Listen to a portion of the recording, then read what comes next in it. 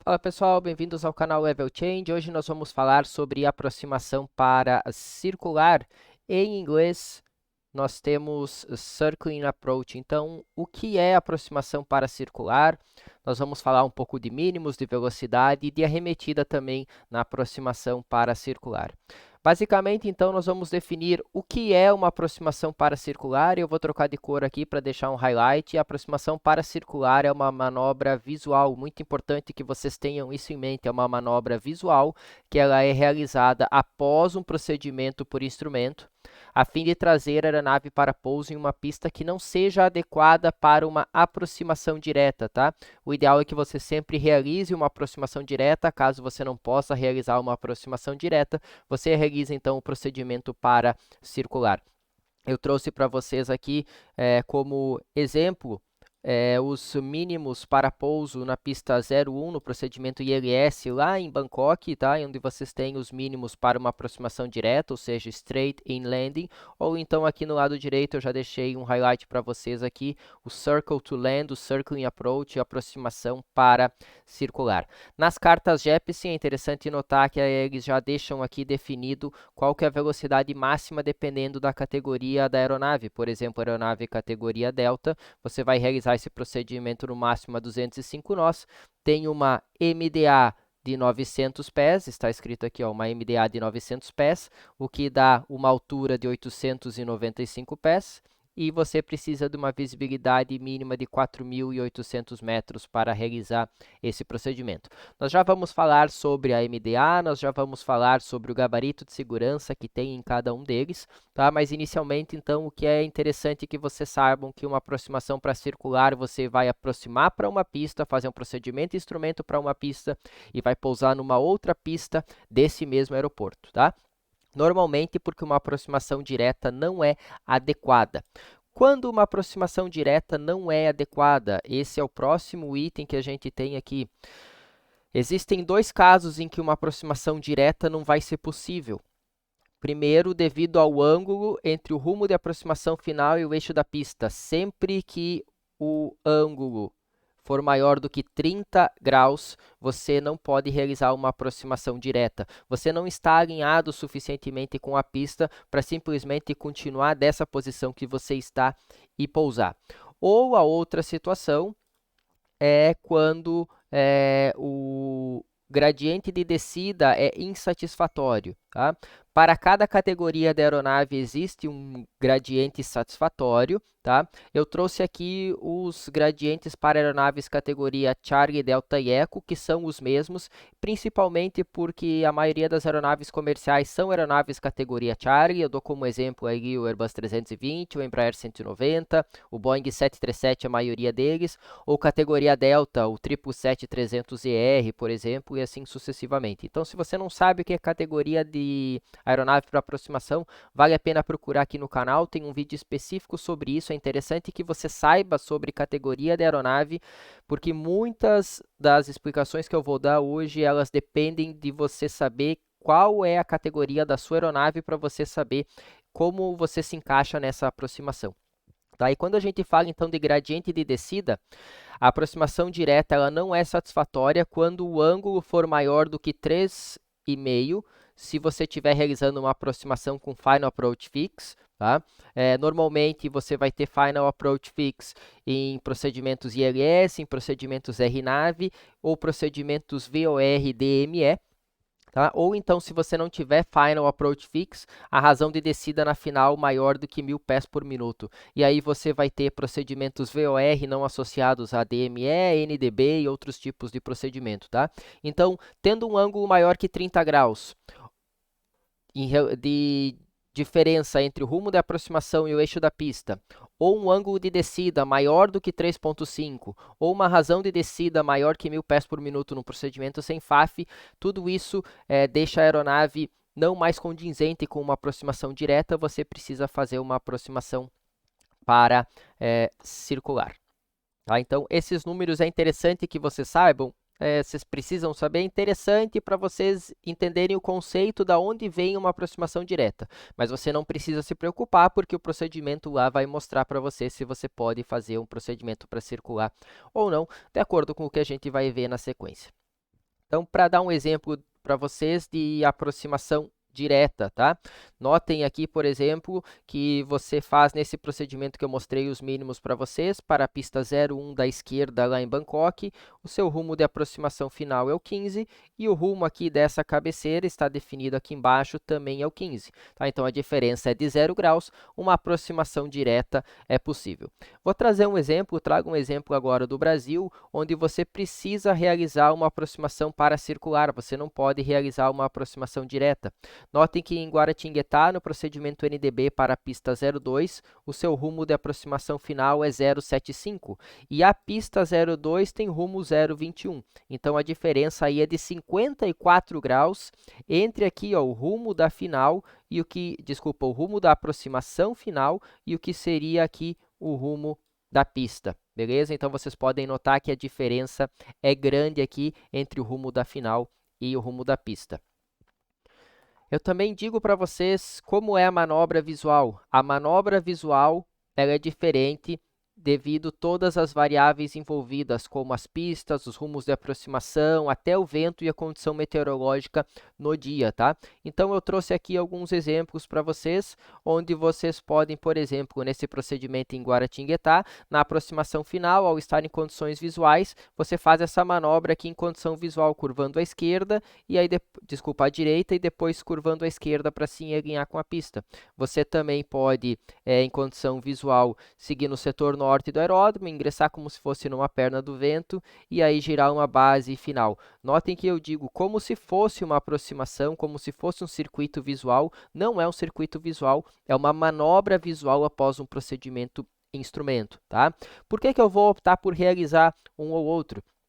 Obviamente, esse aqui parece ser o mais fácil, mas você precisa manter uma boa razão de descida, você precisa conseguir se encaixar bem com a final. Talvez esse procedimento aqui é mais simples para você manobrar a aeronave em volta do aeroporto e se encaixar na final. Contudo, vai depender muito da condição meteorológica. Se você estiver na final aqui, no momento em que você vai iniciar o seu procedimento para circular e você tem um banco de nevoeiro nessa área, você não pode fazer o procedimento que eu mostrei aqui em cima. Caso você nesse de baixo não esteja visual com essa área, você também não vai conseguir fazer o procedimento que eu demonstrei aqui do lado esquerdo. Então, tudo depende, além da pista, do rumo da aproximação, do vento que você tem e das condições meteorológicas, tá? Então, a manobra visual é realmente feita visualmente pelo piloto de uma forma que ele consiga se alinhar com a aproximação final. A gente já vai ver mais detalhes sobre isso.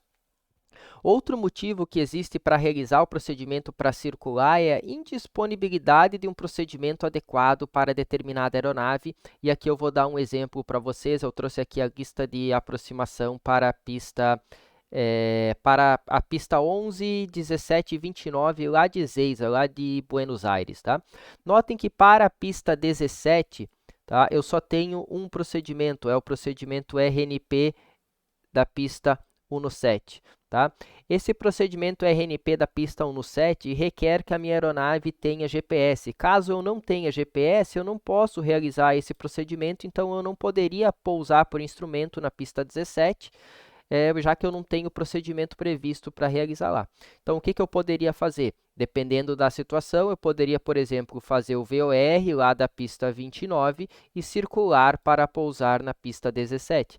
Da mesma forma, caso eu não tenha, como eu já disse para vocês, eu não tenho o GPS, eu não posso fazer esse RNP. Digamos que o meu ILS também está com problema, eu não posso fazer nenhum dos outros procedimentos para a pista 11. Então, novamente, eu posso fazer um VOR para a pista 29 e circular lá também para a pista 11. Então, vai depender do que você tem de equipamento no momento e dos auxílios que estão disponíveis para você na aproximação, tá?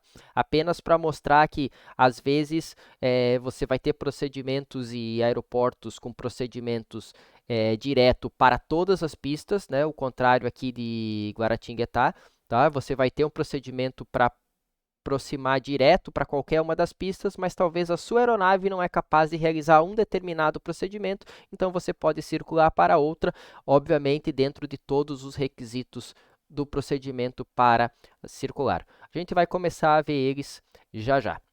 Tá? Agora, você vai realizar essa manobra visual em qual área? O que a gente chama de área de proteção. O que é área de proteção?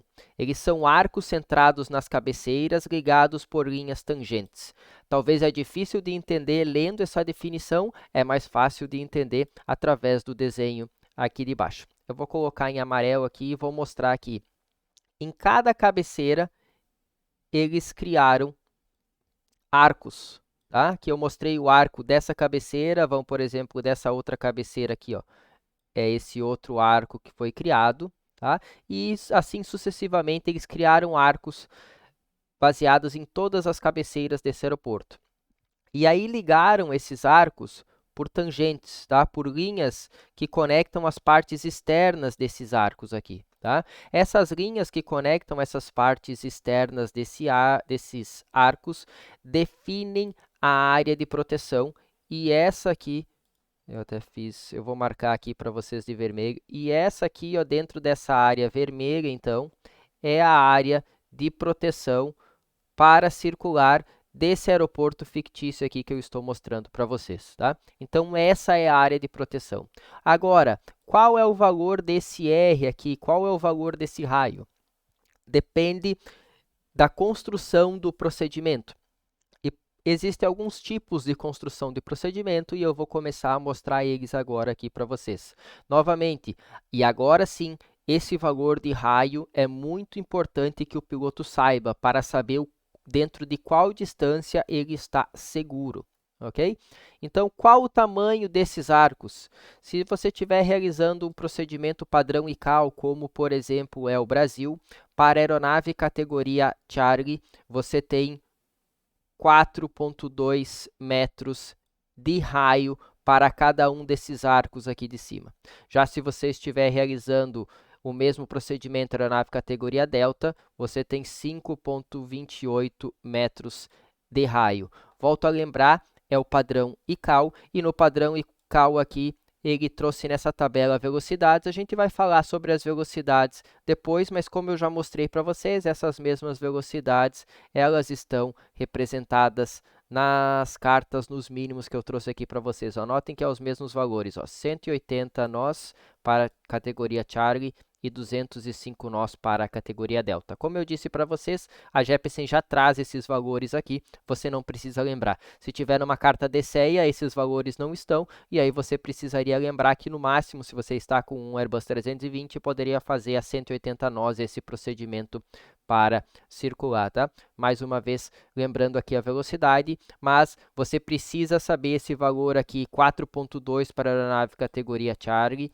e 5,28 para a aeronave categoria Delta. Isso não está escrito nem na carta do DCEA, nem na carta da Jeppesen, nem na carta da Lido, nem na carta americana, tá? Em lugar nenhum vai estar escrito isso, esse é o valor que você precisa saber. Você precisa saber que aeronave você está voando e qual que é o seu raio, então. Tá? Então, essa é a área de proteção que você tem para o padrão ICAO.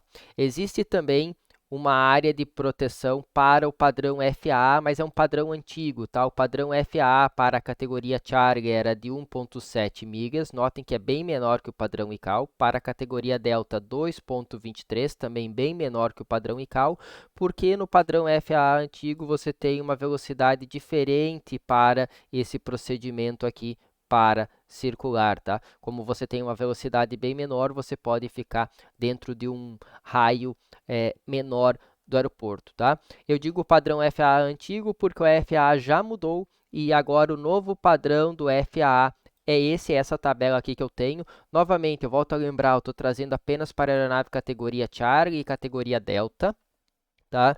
Contudo, existem também os raios e os mínimos para a aeronave categoria Alfa, Bravo e Eco também.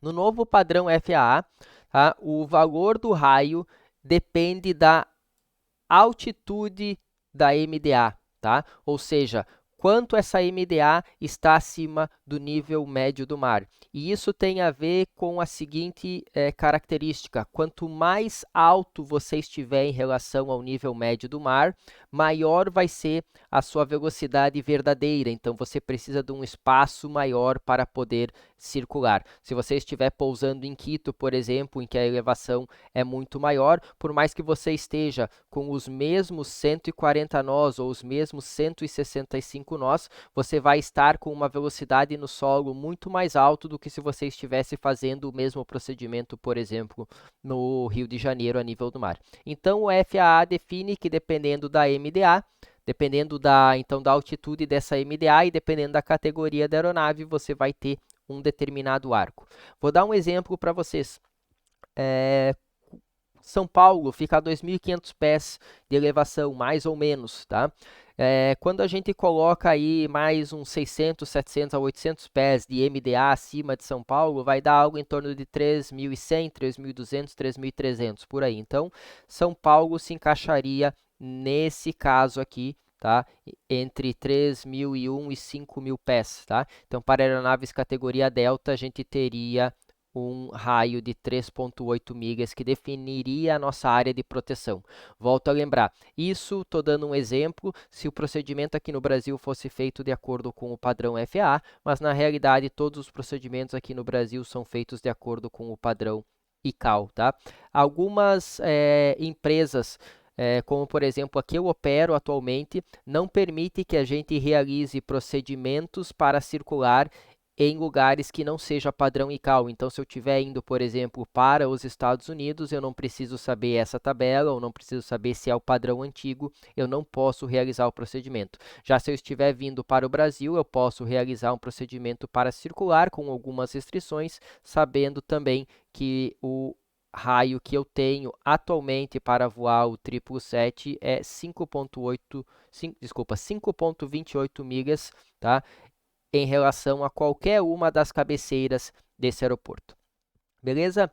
Definimos então qual que é a área de proteção e agora eu vou dizer para vocês, então, vou mostrar para vocês como eu sei qual é o padrão do procedimento que eu estou realizando. E eu digo para vocês que sempre que for padrão ICAO, você vai encontrar lá na carta escrito PANS OPS. Sempre que for o padrão FAA, você vai encontrar escrito TERPS, tá? Ao menos essa é a forma representada nas cartas Jeppesen, tá? A maioria do pessoal utiliza cartas Jeppesen. As cartas Jeppesen são aquelas que o Navigraph traz para vocês. Então, você vai notar ali no canto dos mínimos, se tiver escrito PANSOPS, você está no padrão ICAO. Se tiver escrito TERPS, você está no padrão FAA. Tá? Digo para vocês, aqui no Brasil, o Brasil segue o padrão ICAO, então todos os procedimentos brasileiros seguem o padrão ICAO. Se você estiver com um outro provedor de carta, você tem duas opções. Ou você precisa saber como esse provedor define o que é PANSOPS, define o que é TERPS, ou então você precisa saber aquele país onde eu estou pousando, qual que é o padrão que ele utiliza. Tá? Para diferenciar no padrão FAA entre o padrão novo e o antigo, tá? Notem que os dois vão ter escrito TERPS, tá? Mas o padrão FAA novo tem também esse Czinho aqui de circling próximo dos mínimos, definindo então que já estamos no padrão novo, que já foi revisto as áreas de proteção para o novo padrão do procedimento. Notem que aqui no FAA antigo, tá? Na literatura aqui da Jeppesen, a gente não tem o C. Então, a falta do C indica que é o padrão antigo. Por quê? Porque as cartas antigas não tinha C, não tinha nada, então o que a Jeppesen utilizou para diferenciar? A Jeppesen disse, toda vez que o FAA mudar, que o FAA já atualizar o procedimento, eu atualizo também o procedimento e boto o C ali. A partir do momento que o FAA dizer que todos os procedimentos foram atualizados, a Jeppesen vai passar a remover esse C aqui e você vai saber que todos os procedimentos devem utilizar essa tabela. Beleza? Espero que vocês já saibam, então, entender qual é a sua área de proteção em volta das cabeceiras do aeroporto, tá? Normalmente, utiliza-se o padrão PANSOPS, o padrão ICAO, tá?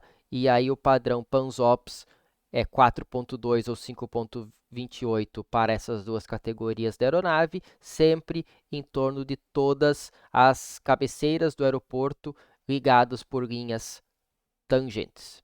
Beleza? Na sequência, então, eu defino para vocês Qual é a menor altura de descida? Preciso saber qual que é a menor altura de descida? Não, você vai seguir com o que está lá na carta. Eu apenas trago como curiosidade para vocês como a ICAO definiu que é a menor altura de descida. Vai depender da categoria da aeronave, mas nunca vai estar abaixo para aeronaves categoria Charlie de 591 pés e para aeronaves categoria Delta nunca vai estar abaixo de 689 pés. Valores muito específicos porque eles foram convertidos do padrão 180 metros e 210 metros, ou seja, uma aeronave em aproximação categoria Delta para circular nunca vai ter a altura mínima de descida, ou melhor, a altitude mínima de descida abaixo de 210 metros com relação à elevação do aeródromo, certo? Então, o que eu coloquei aqui para vocês, esses valores, dependendo da categoria da aeronave, você pega a elevação do aeródromo, mais esse valor ao lado, e você vai ter a sua altitude mínima de descida. Lembrando aqui, como eu coloquei aqui em cima, isso aqui são valores de altura, tá? 591 de altura, 689 de altura, em que você soma com a elevação do aeródromo, vai te dar então o seu valor da MDA, da altitude mínima de descida. Esse valor, como eu disse aqui, ó, eu defini ele nunca abaixo de. Por que nunca abaixo de? Esse é o valor mínimo, tá? Mas normalmente ele é mais alto, porque existe outra coisa que é levada em consideração, que é a liberação de obstáculos. E depende também da categoria da aeronave, mas nunca vai ser abaixo de, para aeronaves categoria Charlie e Delta, 394 pés. Ou seja, simplificando, 120 metros. O que eu quero dizer para vocês? Que nessa área aqui, onde a gente tem a área de proteção, tá? Você vai estar sempre, no mínimo, 394 pés acima do obstáculo mais elevado dentro dessa área, se você estiver mantendo a sua MDA. Ou seja, praticamente 400 pés acima do obstáculo mais alto. O que isso influencia? Quer dizer que 500, ou melhor, 400 pés abaixo, apenas 400 pés abaixo, já pode fazer você atingir algum obstáculo. Isso não quer dizer que você deva voar até 400 pés abaixo da MDA, tá? Apenas mostrando para vocês qual que é o gabarito de segurança, o quão próximo a obstáculos você pode estar. E lembrando que leva em consideração somente os obstáculos dentro dessa área. Obviamente, os obstáculos que você tem fora dessa área aqui não são levados em consideração. O que mais nós temos aqui? A visibilidade mínima. Qual que é a visibilidade mínima para esses procedimentos? Novamente, depende da categoria da aeronave, mas para aeronaves categoria Charlie nunca vai estar abaixo de 3,7 km e para a categoria Delta nunca abaixo de 4,6 km. Novamente, se a gente trazer para o padrão da aviação, 2 milhas, 2 milhas e meia, tá? São valores mais simples. Eu trouxe para vocês em quilômetros, porque normalmente para o padrão ICAO a visibilidade é dada em quilômetros, então voando no Brasil em quilômetros ou metros, né? Então, no caso, no Brasil, para a aeronave categoria Charlie, 3.700 metros de visibilidade, categoria Delta, 4.600 metros de visibilidade no mínimo. Já se você estiver nos Estados Unidos, em que eles dão a visibilidade inicialmente em centenas de pés e a partir de 1 milha eles dão em milhas, você vai ter no mínimo 2 milhas para a categoria Charlie e 2 milhas e meia para a aeronave categoria Delta. Novamente, preciso saber esses valores? Não, não preciso saber. Não preciso saber esses 394, não preciso saber esses valores, eu apenas estou trazendo para vocês informação para que vocês entendam da onde que as cartas, os desenvolvedores dos procedimentos tiram esses valores aqui de MDA e de visibilidade e de velocidade para o pouso. Beleza? Última coisa, e essa aqui é importante, tá? Até vou colocar em vermelho aqui para vocês, que é a área de exclusões, tá? A área de exclusões é um setor importante, eu até vou trocar de cor aqui, que ele está dentro da área de proteção, tá? Ou seja, é um setor que está dentro dessa área aqui que eu mostrei para vocês. é algum lugar que está dentro dessa área, como por exemplo ali, onde obstáculos existem e que será ignorado para os cálculos de liberação de obstáculo e, obviamente, não pode ser utilizado para manobrar a aeronave. É mais simples do que parece, e eu vou dar um exemplo aqui para vocês. Nós temos o procedimento para circular na pista 11 de Buenos Aires, tá? E ele está dito, não autorizado ao norte do eixo da pista 1129. Eu trouxe aqui esse procedimento para que vocês entendam. Você está vindo no procedimento aqui da pista 11, em algum momento você tem que estabelecer referências visuais para circular e, por exemplo, pousar aqui nesse outro lado, pousar aqui na cabeceira 29, tá? Mas a carta já definiu para vocês que para o norte do eixo da pista você não pode circular, ou seja, obrigatoriamente você vai ter que vir aqui para o sul, tá? Existe, às vezes, eles definem no setor oeste do aeródromo, entre o rumo tal e o rumo tal, enfim, eles vão dar alguma informação na carta para você, caso você não possa fazer o procedimento para circular em alguma parte dessa área de proteção, tá? Posso mostrar aqui para vocês, eu tentei criar em azul aqui, o que seria a área de proteção para você pousar na pista, para o procedimento para circular desse procedimento da pista 11, tá? Contudo, nesse caso, a nossa área de proteção, ela é apenas essa que eu estou criando aqui de amarelo, porque essa área aqui em cima, essa área vermelha aqui, ela está fora da nossa zona de proteção, devido à nota que nós temos no procedimento, tá? Então, a área que eu poderia utilizar para circular é essa área que eu criei verde aqui de baixo, tá? Não é tão difícil quando você tem uma carta e você consegue representar, então, que área você vai utilizar para circular. Vou mostrar aqui para você, se eu, por exemplo, fosse pousar na pista 29, eu realizaria o procedimento. Quando eu estivesse na aproximação final e visual, eu poderia, por exemplo, curvar aqui à direita, entrar na perna do vento e aí curvar à esquerda para pousar na pista 29, ou eu poderia pousar, por exemplo, na pista 35. Entraria aqui, esticaria um pouquinho mais para o sul aqui e aí curvaria à esquerda e pousaria na pista 35. Notem que essa área de exclusão aqui também tirou a possibilidade de eu pousar na pista 17 a partir desse procedimento, tá? Então, é importante que você tenha isso em consideração. O mais importante do procedimento para circular é a preparação para que você entenda qual que é a distância que você está seguro, qual a velocidade máxima que você pode utilizar e por onde você pode realizar o procedimento para circular. Se nada estiver definido, você pode utilizar toda aquela área de proteção. Na sequência aqui eu trago para vocês o que é necessário então para realizar um procedimento para circular. É necessário que após o contato visual, o ambiente da pista deve ficar visível enquanto a aeronave manobra dentro dessa área de proteção que a gente já definiu na altitude mínima de descida. O que é ambiente da pista, eu tentei trazer aqui embaixo, eu vou colocar em amarelo para vocês. É a pista, as suas luzes ou outros objetos que identificam a pista, por exemplo, pode ser até o papi ali da pista, tá? Pode ser as luzes laterais, pode ser uma luz de táxi que você consegue identificar onde está a pista, enfim, algo que você tenha como referência que você sabe que ali está o aeroporto, tá? Então, é importante que quando você estiver fazendo uma aproximação para circular na fase inicial, que você não perca contato com o ambiente da pista, não necessariamente você precisa estar vendo a pista, tá? Eu vou colocar aqui, eu vou tentar desenhar, mas aqui tem uma outra pista, ó.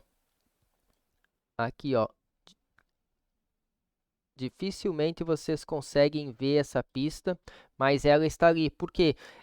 Porque essas luzes elas estão todas alinhadas de uma forma que quem vem na aproximação para essa pista ou para a cabeceira oposta consegue identificar bem a pista e não vai ver muito bem a pista lateral, tá? Mas, enfim, existe essa opção, tá? Dando sequência aqui ao assunto, já que a gente viu o que era necessário, agora a gente vai ver quando a gente desce abaixo da MDA. E aqui tem algumas diferenças. A gente vai descer abaixo da MDA, obviamente, quando referências visuais podem ser mantidas durante toda a manobra, tá? Essas referências visuais é a mesma que você já está mantendo, então você ainda precisa manter essa referência visual quando for para baixo da MSA. Desculpa, da MDA. Mas para ir abaixo da MDA, você também precisa ter o visual da cabeceira da pista. E aqui eu estou mostrando para vocês, ó. Aqui eu estou vendo a cabeceira da pista, até vou trocar de cor aqui. Aqui, ó, eu consigo ver a cabeceira da pista. Então, nesse caso, eu posso descer abaixo da MDA. O último item que eu preciso para descer abaixo da MDA, eu só saio dessa MDA quando eu consigo ver o entorno, eu consigo manter a referência visual, eu estou vendo a pista, eu estou vendo a cabeceira dessa pista e eu sou capaz de prosseguir para essa cabeceira sem bater em obstáculo nenhum e utilizando razões de descida e inclinações laterais normais, tá? Não adianta eu estar muito alto aqui na aproximação e eu precisar colocar o meu nariz abruptamente embaixo para ir em direção à cabeceira. Isso não é uma razão de descida normal. Ou então eu estou completamente desalinhado com a pista e eu vou colocar um bank, uma inclinação lateral aí de 45 graus para conseguir me alinhar com a pista, tá? Então, você precisa manter inclinações laterais normais e razões de descidas normais. Se você chegou no ponto em que você viu a cabeceira e a partir desse ponto, então, nossa,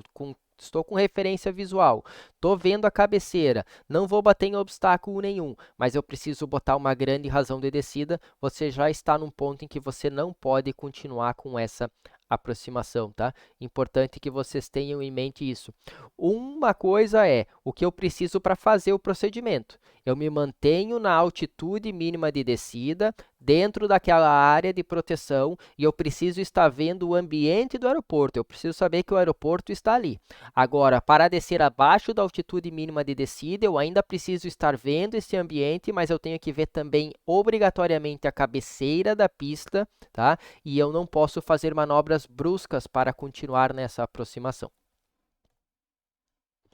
Como arremeter durante o procedimento? Então, o que acontece se em algum momento dessa manobra visual eu perder referência, as referências visuais, seja com a pista, quando eu estiver abaixo da MDA, ou com o ambiente do aeroporto enquanto eu estou circulando? Eu defino aqui para vocês algumas coisas importantes. A transição da manobra visual, que é o que você está fazendo para o procedimento de arremetida, deve ser iniciada com uma curva ascendente. Então, a primeira coisa que você vai fazer é iniciar uma curva em subida. Essa curva, você precisa se manter dentro da área de proteção, e para que você se mantenha dentro da área de proteção, você vai fazer ela em direção à pista de pouso.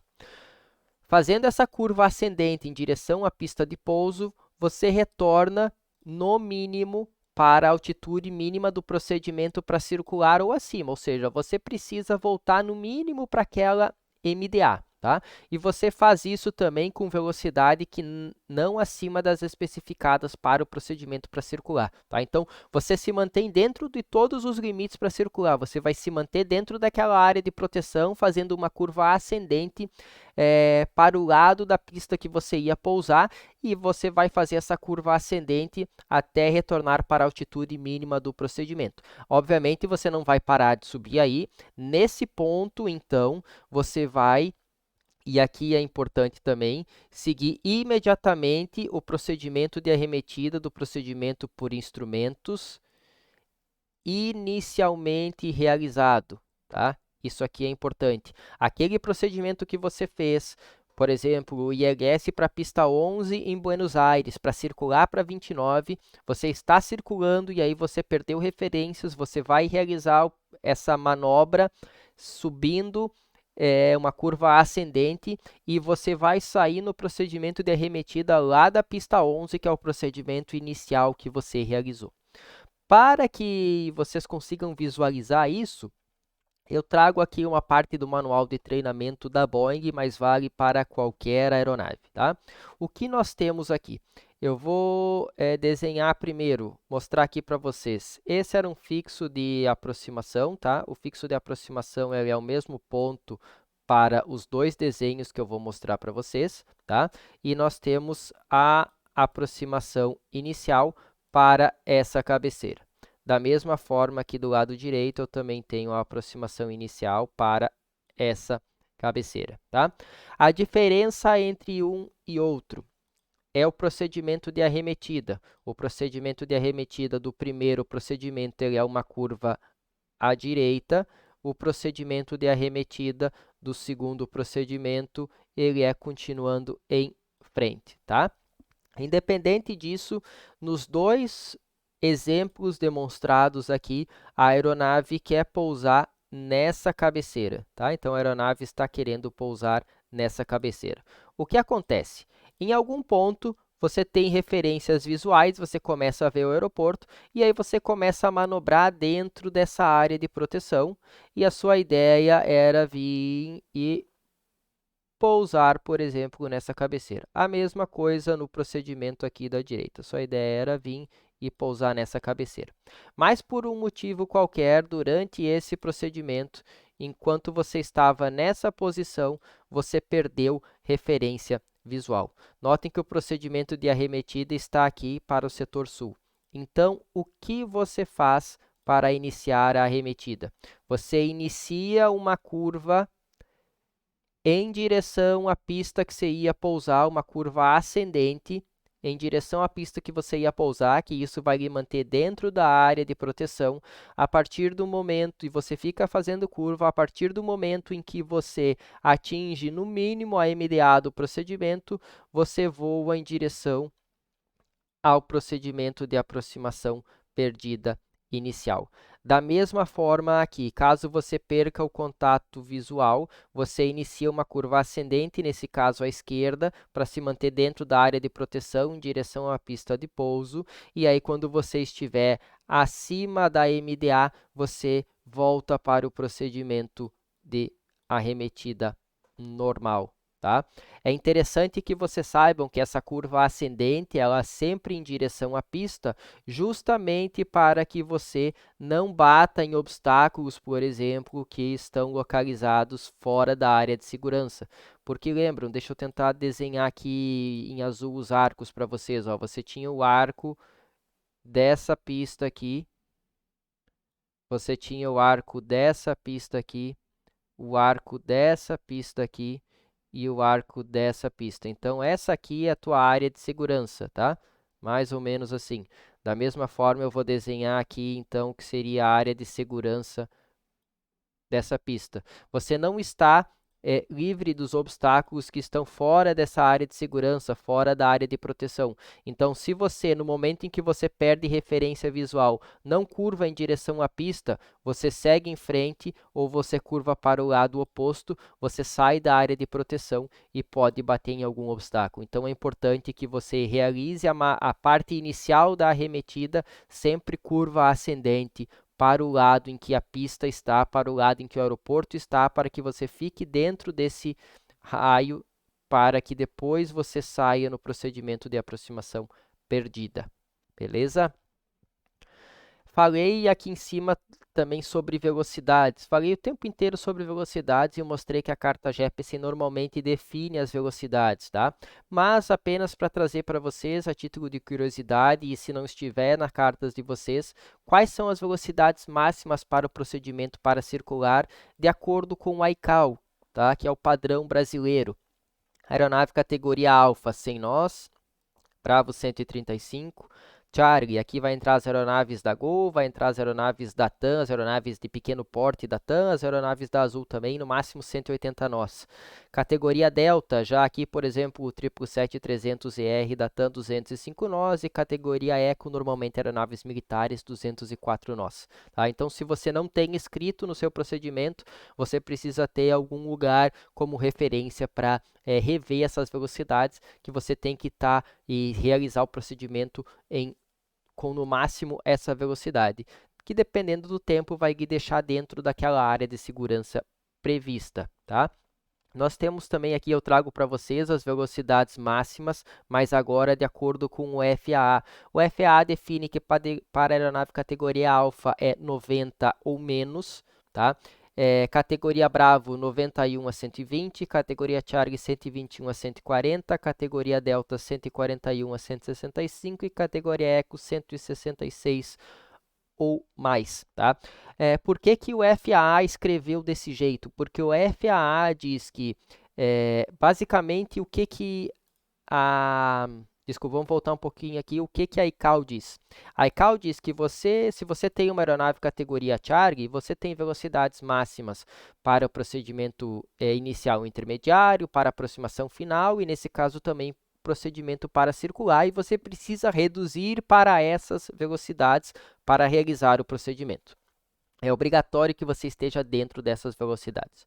Já a FAA, com relação às velocidades para circular, diz o seguinte: caso você você seja uma aeronave categoria Charlie, mas você vá realizar o procedimento para circular com 150 nós, você pode fazê-lo desde que você utilize, tá, os mínimos e a área de segurança e a MDA e velocidade todas para a aeronave categoria Delta. Então, o FAA diz que, dependendo da velocidade que você for realizar a manobra, você tem que levar em consideração aquela velocidade para definir em que categoria você está para aquela aproximação específica e aí realizar o procedimento, tá? Então, o ideal é que você se adapte às velocidades da sua categoria de aeronave, mas caso você não vai se adaptar por um motivo qualquer aquele dia, você ainda pode realizar o procedimento desde que para aquele categoria de aeronave prevista com a sua velocidade atual. Já não é o padrão da ICAO, o padrão da ICAO apenas diz qual que é a velocidade máxima, tá? E aí você tem que reduzir para essa velocidade máxima ou abaixo dela, beleza? Espero que vocês tenham gostado desse aproximação para circular. Eu vou trazer um vídeo para vocês realizando uma aproximação para circular no 737, uma aproximação para circular no 777.